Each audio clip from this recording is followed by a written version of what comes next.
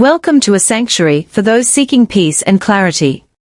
Have you ever felt like a road train hauling a triple trailer across the dusty plains of the Nullarbor, where the harder you push, the more the engine overheats and the tires wear thin?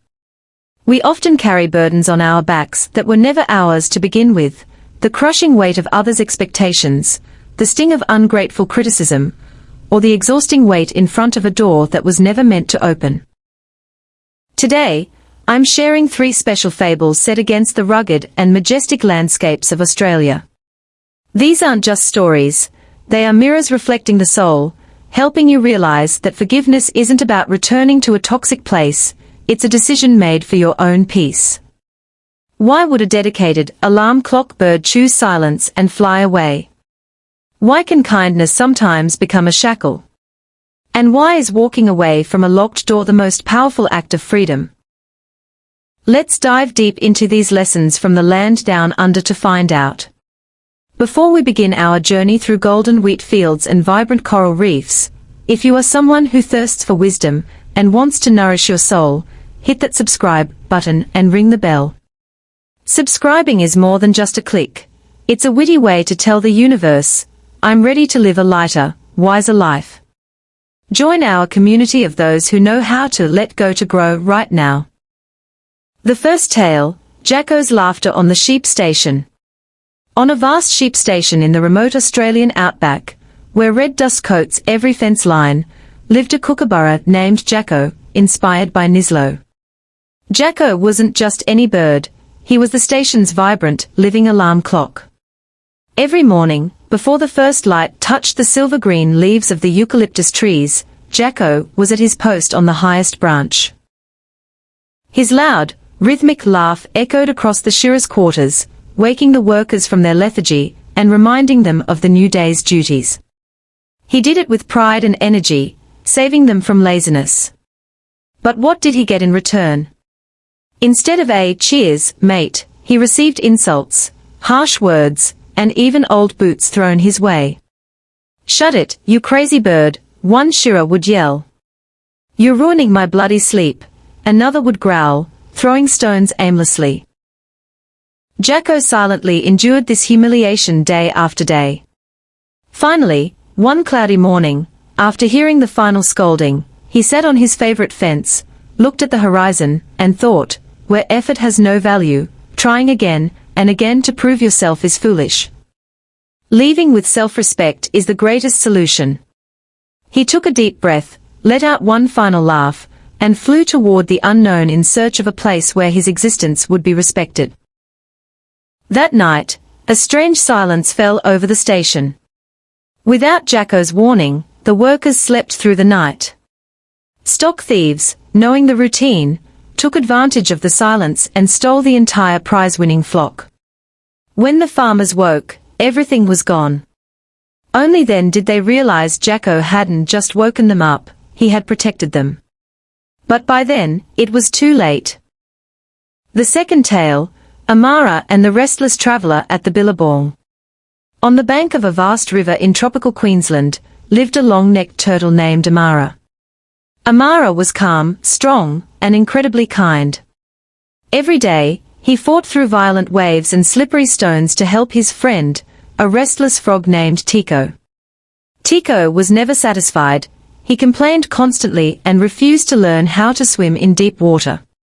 He acted as if Amara was obligated to carry him.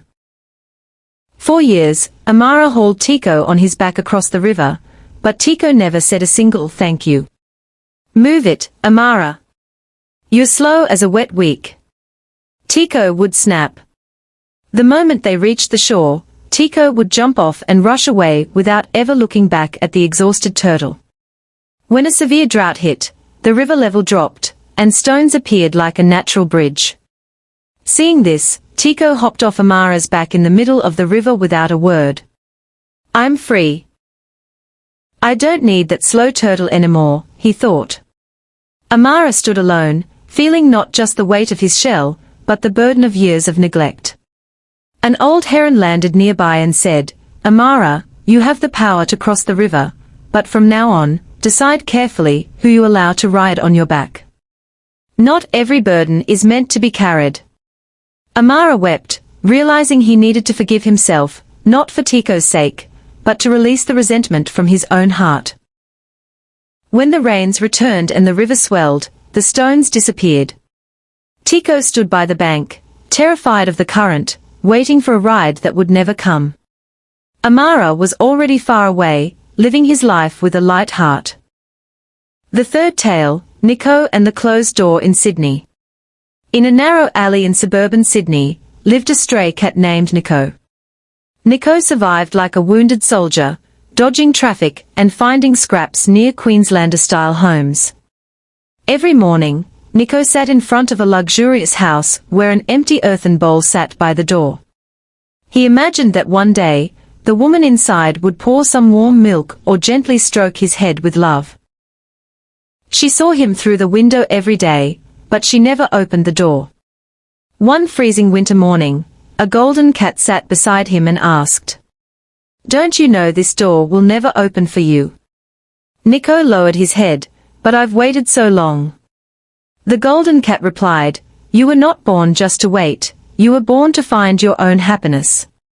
Those words pierced Nico's heart. He looked at the closed door one last time, and slowly walked away in the opposite direction. There was no anger, only a calm decision to stop wasting his life in front of a door that would never open. These three stories teach us a profound truth: silent forgiveness is the key to freedom. Forgiveness does not mean you have to return to a toxic place or forget the pain. It means making a decision for your own peace. It means, like Jacko, knowing when your value isn't recognized and walking away with your head held high. Like Amara, realizing that not everyone deserves to stay beside you or be carried by you. Like Nico, understanding that knocking repeatedly on a closed door slowly kills the soul. Life is too short to spend it proving yourself to people who have already chosen not to understand you. Redirect that energy into loving yourself and finding the path that is truly yours. The person who learns to free themselves quietly never truly loses. If these stories touched your heart, or helped you identify a burden you need to put down, please leave a comment below. Your stories inspire us to keep creating. And don't forget, subscribe with the wisdom of someone who knows their worth. Sharing this video with your mates is a great way to spread the message of letting go. Thank you for your time. May your day be as refreshing as a breeze at Bondi Beach, and as sturdy as the Blue Mountains. See you in the next story.